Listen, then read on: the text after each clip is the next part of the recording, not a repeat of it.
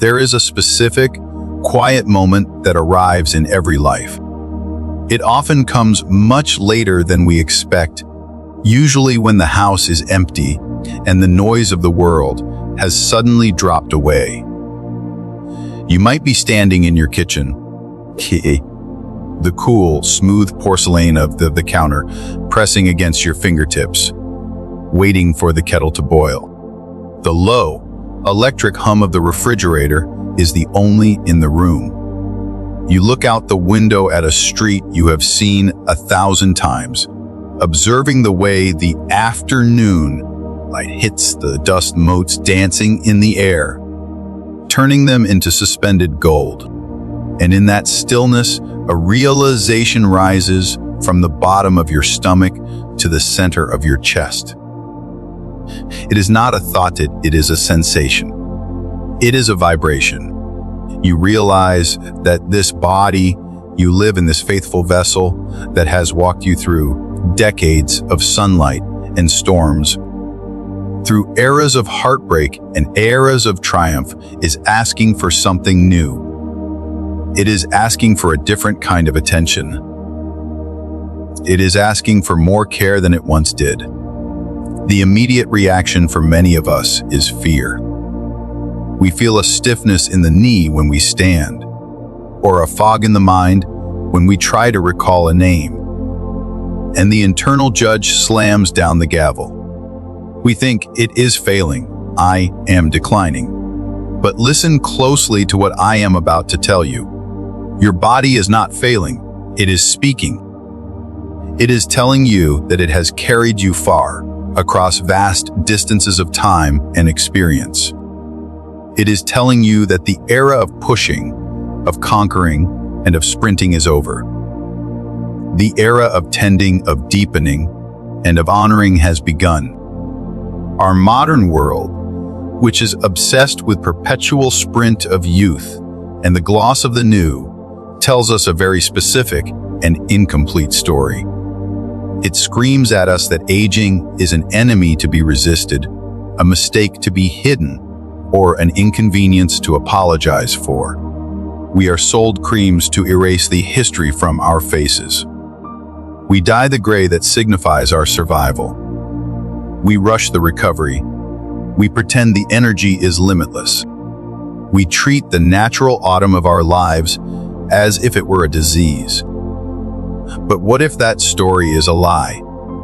What if growing older is not a loss of capacity, but an invitation to depth? What if the slowing down is not a defect, but a requirement for the deepest kind of kindness we will ever learn? In the ancient traditions of Vajrayana and Buddhist wisdom, caring for yourself in the latter chapters of life is not indulgence. It is not vanity, and it is never, ever selfish. It is a sacred duty. You are the temple, and time has made the temple holy. A temple that has stood for 60, 70, or 80 years is not less valuable than a new one. It is more valuable because it holds the echoes of every prayer ever whispered within its walls. In this session, we are going to explore 7 gentle habits, 7 profound shifts in consciousness that will help you move through later life, not with resistance, but with dignity, calm, and a quiet, unshakable strength. These are not quick fixes. They are invitations to a new way of being. Stay with me. Listen slowly. If you are ready to stop fighting the current and learn how to float, this message was written for you. Let us begin where the day begins, the morning. After 60 years on this earth, mornings arrive differently. In your 20s, you might have sprung from bed, your mind already 10 steps ahead, racing toward the first obligation, the first dollar, the first conquest. The body was a machine, instantaneous, silent, and obedient. It was invisible to you because it worked perfectly. Now, the body speaks before the mind does. There may be a stiffness in the joints, a sensation like rusted hinges needing oil. There may be a heaviness in the limbs, a gravitational pull that feels stronger than it did yesterday. There is a quiet slowness that wasn't there before.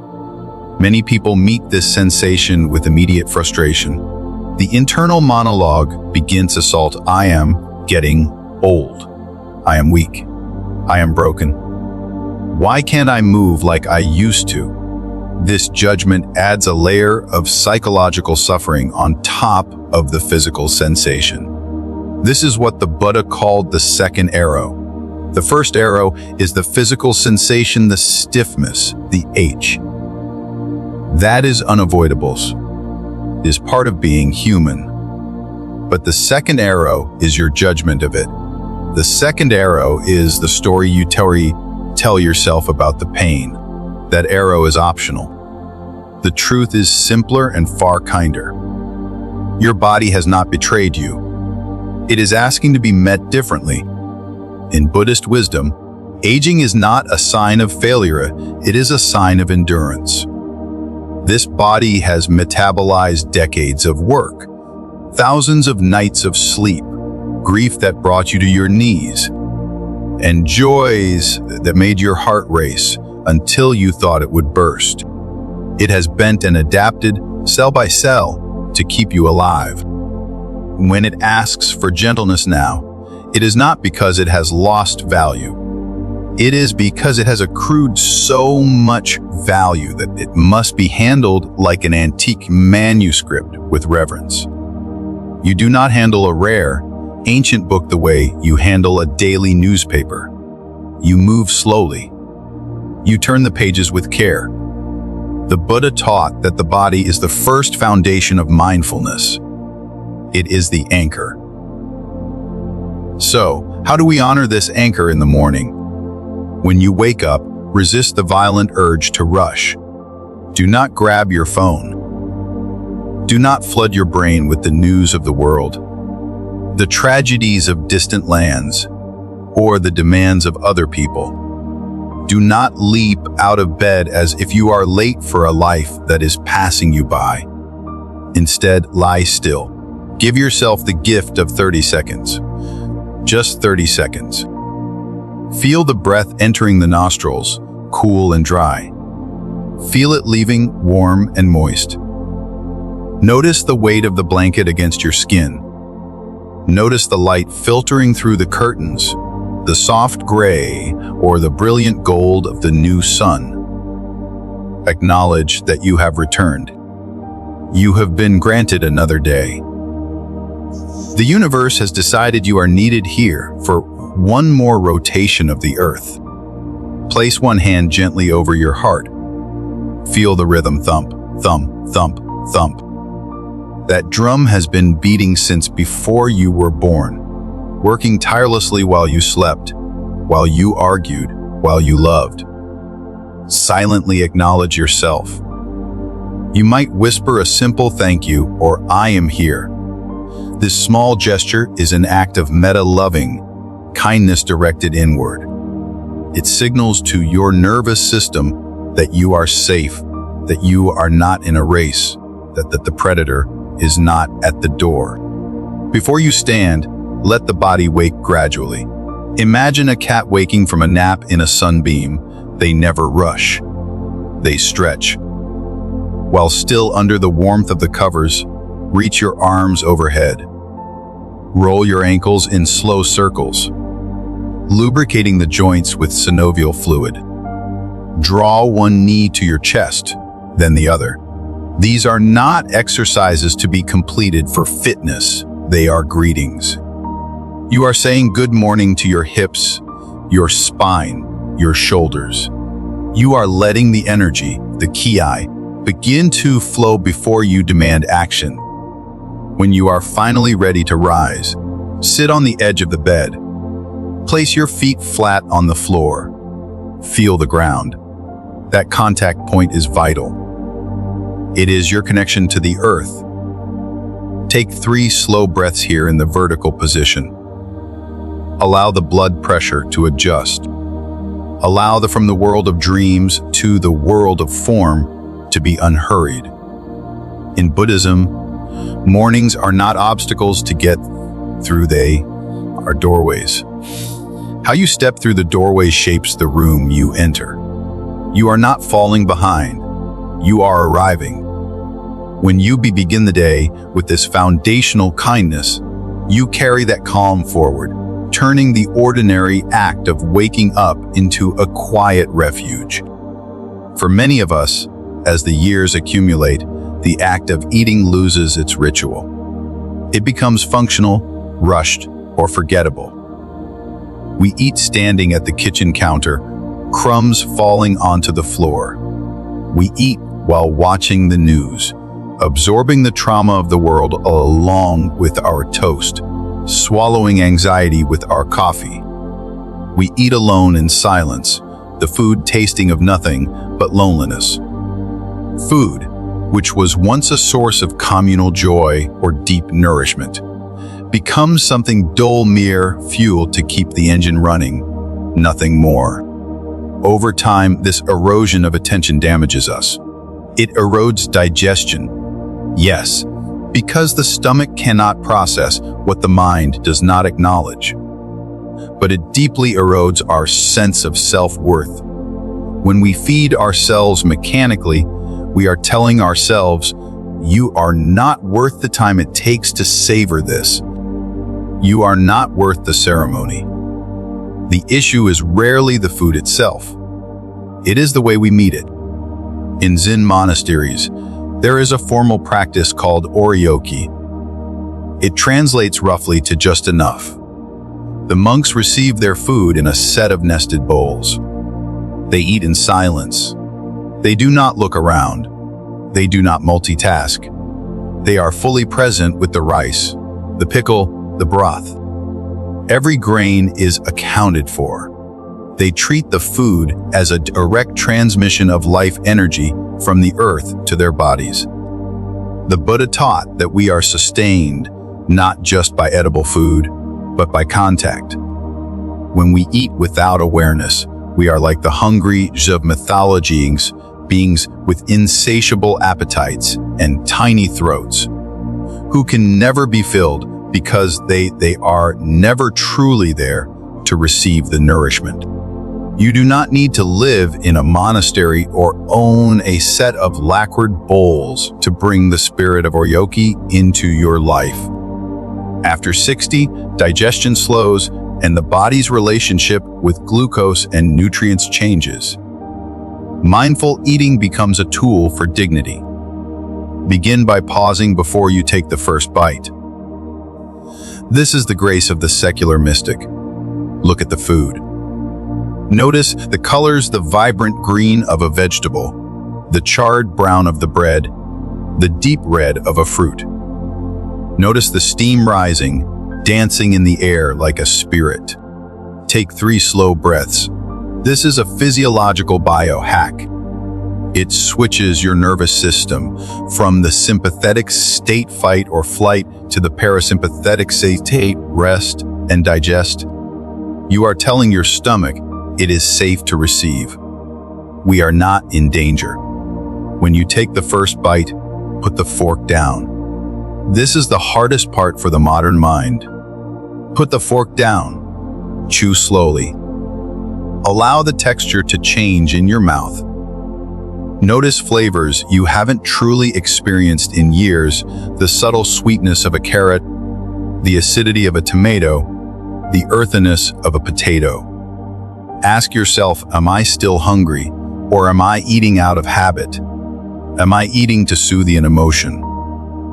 Am I eating because the clock says it is time? In Japanese culture, there is the concept of hara-hachi-bu, eating until you are 80 full. Not stuffed, not deprived, just light.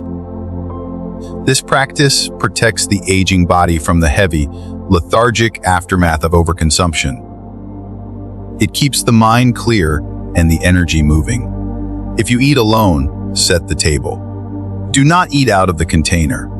Put the food on a ceramic plate. Use a napkin. Light a candle if you wish. Treat yourself as you would a respected guest who has traveled a long way to see you, because, in truth, you have traveled a very long way through time and space to be here today. You are worthy of being fed with care. Eating is a daily act of self-respect. As the decades pass, a subtle fear begins to infiltrate our relationship with movement. We grow cautious. We grow timid. We remember the time we tripped on the rug. We feel the twinge in the lower back when we bend. A quiet doubt whispers, maybe I shouldn't do that. Maybe I can't walk that far. Maybe it's safer to sit. Maybe I should just stay here. This hesitation is understandable. The body feels different, more sensitive, less forgiving of mistakes. But slowly, without meaning to, we allow our world to shrink. The perimeter of our life contracts from the hiking trail to the neighborhood, to the garden, then to the living room, and finally, to the chair. What once felt like freedom now feels like risk. But in Buddhist wisdom, the body was never meant to be frozen. It is a river, and rivers must flow to stay clear. If a river stops flowing, it becomes stagnant. It gathers scum. Movement is not about exercise in the modern sense. It is not about burning calories, sculpting muscles, or looking good in a mirror. It is about participation in life. It is about circulating the life force. Your body does not need to be conquered or corrected. It needs to be invited. The Buddha himself walked every single day. He walked across India 45 years.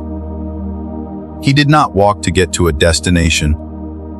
He walked to be present with the act of walking. This became known as Kinhin walking meditation. When walking, just walk. Do not walk while worrying about the electric bill. Do not walk while replaying an argument from 1995. Do not walk while planning your dinner. Feel the heel strike the ground. Feel the weight roll through the arch of the foot. Feel the toe push off. Feel the air against your skin. This simple act reconnects the mind to the body. Often as we age, we live entirely in our heads, disconnected from our feet. We become top-heavy with thoughts. Walking meditation brings us back down to earth. It grounds us. You can begin with very little. A 10-minute walk is profound medicine.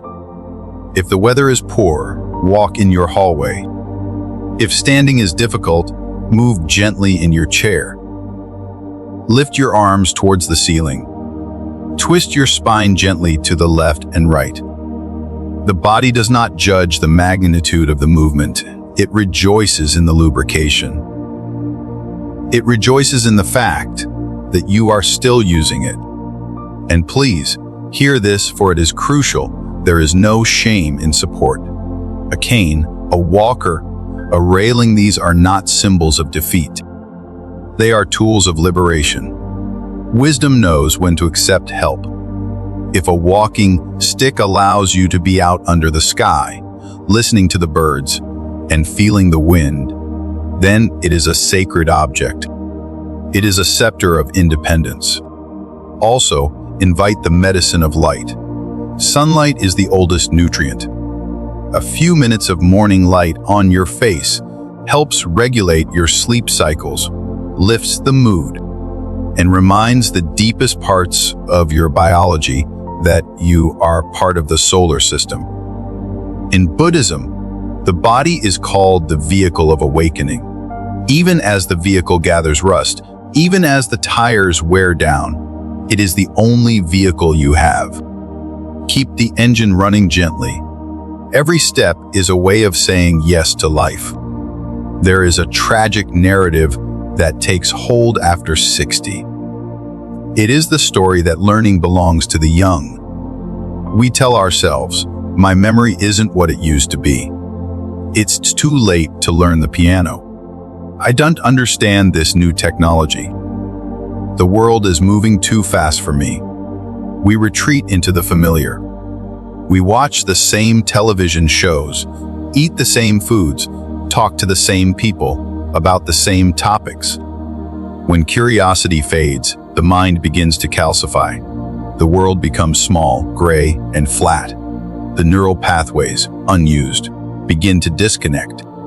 But the Buddha spoke of a quality of mind that is the antidote to this stagnation. In Zen, it is called Shoshin, beginner's mind. The expert's mind is full, it has no room for anything new. It thinks it knows how the world works.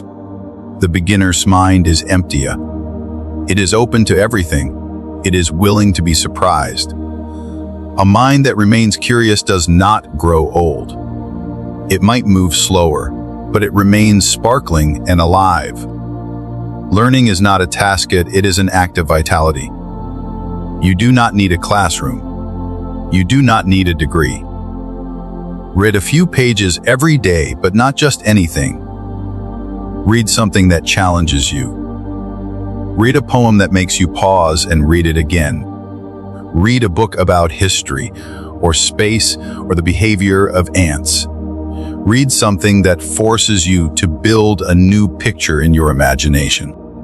Engage with puzzles, crosswords, Sudoku, jigsaws. These are not just ways to pass time, they are gymnasiums for the neurons. They require focus, pattern recognition, and patience. They keep the lights on in the mansion of your mind. But go deeper. Is there a curiosity you have postponed for 40 years? Perhaps you always wanted to know the names of the trees in your neighborhood. Perhaps you wanted to understand how to paint with watercolors.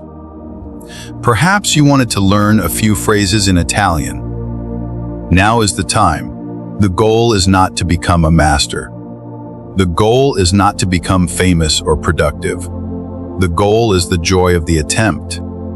The joy of saying, I don't know how to do this yet. Let me try. That vulnerability keeps the mind flexible. It keeps the ego from hardening. Conversation is also a practice. Resist the urge to engage in organ recitals conversations that revolve entirely around ailments, pills, and doctors. While health is important, do not let it colonize your entire identity. You are more than a medical chart. Ask people questions. Listen to the stories of the young. Share your wisdom, not as a lecture, but as a gift. In Buddhism, the Sangha, the community, is essential. We need each other to stay awake. When you share a new idea or listen to a news perspective, you are weaving yourself back into the fabric of the world. You are declaring that you are not finished growing. By the time we reach later life, the heart is not an empty room. It is a crowded attic. We carry decades of memory. We carry the G's of love given and love lost. We carry words we wish we had spoken and words we wish we could swallow back. We carry the heavy stones of choices we regret. Many of us were raised in a generation that taught us to suppress. Keep a stiff upper lip. Don't air your dirty laundry. Don't cry. Be strong. So we pushed the grief down. We swallowed the anger. We hid the disappointment. But in Buddhist psychology, we know that what we refuse to feel does not vanish. It metastasizes. It hardens into bitterness, exhaustion, or a heavy, nameless sadness that sits on the chest like a weight. The Buddha taught that suffering is not eased by avoidance. It is eased by meeting the pain with awareness. It is eased by turning toward it. There is a powerful meditation technique known by the acronym R.A.I.N. It is a tool for emotional alchemy. Recognize when a difficult emotion arises: sadness, regret, loneliness. Do not distract yourself. Do not turn on the TV. Pause. Name it. This is sadness. This is the memory of my brother. This is fear of the future. Naming it takes away its power to overwhelm you. It creates a tiny distance between you and the feeling. This is the hardest step. Allow it to be there. Do not fight it. Do not say, I shouldn't feel this. I should be happy. Just let it sit with you like a guest at the table. It is here right now. Fighting it only exhausts you. I investigate it, look at it with kindness. Where do you feel it in the body? Is your throat tight? Is your belly clenched? Is your heart racing? Ask the feeling, what do you need to tell me? Why are you here? Men nurture, this is the self-compassion. Place a hand on the part of your body that hurts. Offer yourself a phrase of kindness. I see you are hurting. It is okay. I am here. I care about this suffering. We must also speak of anger and forgiveness. The Buddha famously said, holding on to anger is like grasping a hot coal with the intent of throwing it at someone else's. You are the one who gets burned. You may have been holding a hot coal for 30 years. Look at your hand. It is scared. It is tired. The person you are angry with may be long gone, or they may be living their life happily, unaware of your pain. But you are still burning. Forgiveness is not about saying what happened was okay. It is not about excusing the person who hurt you. It is about deciding that you are too valuable to keep burning your own hand. It is an act of self-preservation. And the hardest person to forgive is often yourself. We replay old movies in our heads. I should have taken that job. I shouldn't have married that person. I was a bad parent. I wasted time. Listen to me. You did the best you could with the level of consciousness you had at the time. You cannot judge your past self with your present wisdom. That is unfair. It is like judging a child for not knowing calculus. Imagine a woman who carried a heavy sack of rocks everywhere she went. A teacher asked her, "Why do you carry that?" She said, "These are my mistakes." The teacher said, "Put them down." She hesitated. She had carried them so long. She didn't know who she was without the weight. But when she finally dropped the sack, she didn't fall. She floated. You deserve to float. Put the sack down. Sleep in later life becomes a fickle friend. Falling asleep takes longer. Waking in the witching hour 3 a.m. becomes common. In the silence of the night, worries seem to amplify. The shadows on the wall look like monsters. The mind spins, replaying the past, fearing the future, cataloging aches and pains. We become frustrated. We worry about our health. We fight the sleeplessness, tossing and turning, which only pushes sleep further away. But in the mystic traditions, sleep is profound. The Buddha spoke of sleep as a daily practice of letting go a little death, where we release the identity, the name, and the story of who we are, sinking into the vast ocean of rest. Rest is not a failure of discipline. It is an act of trust. To invite sacred sleep, we must create a ritual of descent. The body loves rhythm. Try to keep a consistent schedule. This consistency tells the biological clock, the circadian rhythm, when it is time to shut down. An hour before bed, dim the lights. This is crucial. Artificial blue light from televisions and phones tricks the brain into thinking it is noon. It suppresses melatonin, the hormone of sleep. Switch to warm, soft light. Let the house mimic the setting sun. Engage in a digital sunset. Turn off the screens. The world will still be there in the morning You do not need to monitor it tonight. The news can wait. The emails can wait. Drink a warm cup of herbal tea, chamomile, valerian, or peppermint. Cup the mug in your hands. The warmth itself is a sedative. Inhale the steam.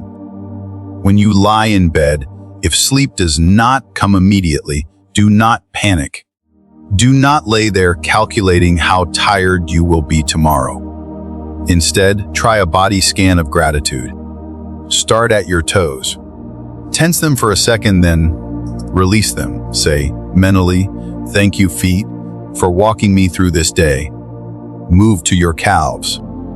Thank you, legs, for your strength. Move to your stomach. Thank you for digesting my food. Move to your heart. Thank you for beating. By the time you reach your eyes, the body often feels seen, acknowledged, and safe enough to let go. If you wake in the night, do not argue with reality. Lie there in the dark. Listen to the silence. Breathe. Remind yourself, I am safe. I am resting. Even if you do not sleep, the resting of the body is beneficial. Surrender the need to control the night. Let the current carry you. Finally, we arrive at the deepest layer, the spirit. After 60, the outer world begins to quiet down. The career building is mostly done. The children are grown and have their own lives. The striving for accumulation for the bigger house, the better car, the higher status feels less urgent. In this quiet, deeper questions begin to rise. Who am I really? Did my life matter? What comes next? Some call this a crisis, the midlife crisis or the despair of old age. But in Buddhist wisdom, this is not a breakdown. It is a breakthrough. It is the noise of the ego fading, so the soul can finally be heard. It is the butterfly pushing against the chrysalis.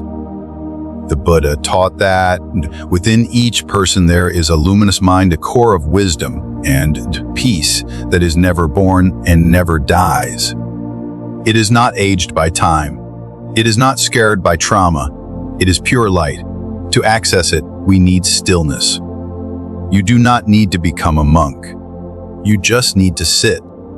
Carve out 5 minutes a day to sit in silence.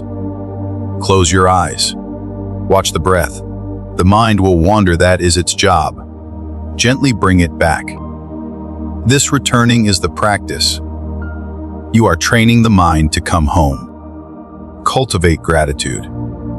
This is the quickest way to shift your vibration. At the end of the day, name 3 ordinary things. The warmth of the sun on your cheek, the taste of the tea, the of a bird calling to its mate. Gratitude dissolves the feeling of lacking. It reminds the heart that this moment is enough. And finally, review your life. Many elders feel an urge to tell stories. This is a biological imperative. You are the keeper of the tribe's wisdom. Write down your memories. Record your voice. Share your lessons, not just the successes, but the failures and what they taught you. Your life is a scripture. It is written in lived moments. It is a testament to survival. The Buddha's final words on his deathbed were, Apo Dipo, Bhava, be a lamp unto yourself. Do not look outside for validation. Do not look to the world to tell you if you are valuable. The light is inside. It has always been inside. Your task now is simply to keep the glass clean so the light can shine through. As we come to the end of this reflection, remember this. These 7 habits: kindness to the body, mindful eating, gentle movement, beginner's mind, emotional release, sacred rest, and spiritual connection are not a checklist. They are not a test you can fail. They are gentle invitations. They are different ways of saying, I love you to the person you have become. You have walked a long road to get here. You have survived everything life has thrown at you, every loss, every illness, every fear. You are still standing. That alone is a miracle worthy of respect. It is never too late to begin again. Every breath is a new chance. Every morning is a quiet renewal. If this message brought a sense of calm to your heart, or if you saw yourself in these words, please take a moment to like this video. It helps these gentle teachings reach other souls who are navigating the quiet waters of later life. Subscribe to the channel if you wish to walk this path with us, and tell me in the comments which of these 7 habits speaks to your heart today. Which one will you try tomorrow morning? I read your stories and I honor your journey. Be gentle with yourself. You are precious.